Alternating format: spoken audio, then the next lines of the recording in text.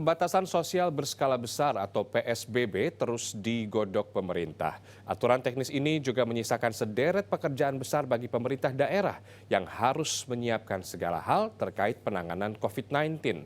Lalu apakah ini membuat pemerintah pusat terkesan membebankan tanggung jawab pada pemerintah daerah? Berikut laporan khas redaksi.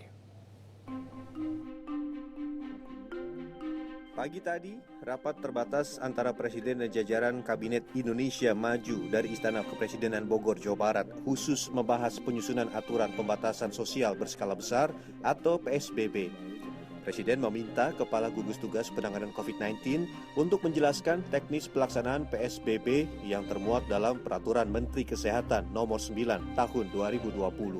Terutama dengan nanti pelaksanaannya seperti apa. Dalam rangka kita memiliki sebuah kecepatan untuk mencegah memutus rantai penyebaran dari COVID-19. Pentingnya kerjasama antara pusat dan daerah, sehingga komunikasi antara pusat dan daerah betul-betul harus lakukan, sehingga semuanya kita memiliki satu visi sama dalam menyelesaikan COVID-19 ini. PSBB meliputi pembatasan kegiatan sekolah, kerja, keagamaan, fasilitas umum, sosial budaya, dan moda transportasi untuk memutus mata rantai penularan COVID-19. Secara umum, PSBB berbeda dengan karantina yang menghentikan total aktivitas warga. Dalam PSBB, aktivitas warga tidak dilarang, hanya dibatasi. Permohonan PSBB pada Menteri Kesehatan tentunya harus disertai dengan data dan didukung dengan bukti epidemiologis berupa peningkatan jumlah kasus menurut waktu, peta penyebaran kasus menurut waktu, kejadian transmisi lokal, dan informasi mengenai kesiapan daerah tentang aspek ketersediaan terhadap kebutuhan hidup dasar rakyat, sarana dan prasarana kesehatan, anggaran dan operasionalisasi, jaring pengaman sosial, dan aspek keamanan. Dari pernyataan ini muncul kesan pemerintah daerahlah yang mendapatkan pekerjaan rumah terbesar bila memutuskan untuk melakukan lockdown di daerahnya. Pedoman PSBB dinilai tidak efektif dan kurang progresif memutus mata rantai penyebaran virus corona.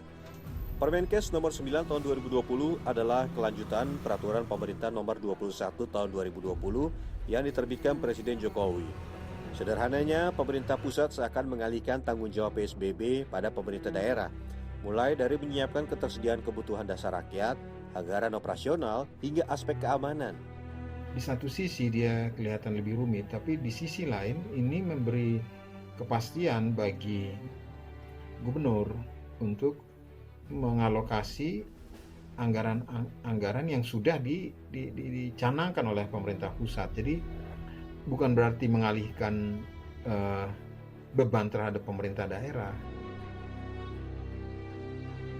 Tata cara penerapan PSBB memiliki tahapan yang panjang, mulai dari jajaran menteri yang harus membentuk tim kajian epidemiologis, kajian aspek politik, ekonomi, sosial, budaya, agama, pertahanan dan keamanan, hingga berkoordinasi dengan gugus tugas percepatan penanganan COVID-19.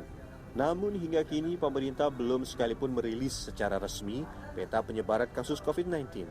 Besar kemungkinan hal ini sulit terlaksana karena rumitnya persyaratan seperti yang disebut dalam pasal 4, menyebut permohonan PSBB oleh kepala daerah harus menyertakan data peningkatan jumlah kasus disertai kurva epidemiologi, data peta penyebaran menurut waktu, dan data penyelidikan epidemiologi yang menyebutkan telah terjadi penularan generasi kedua dan ketiga.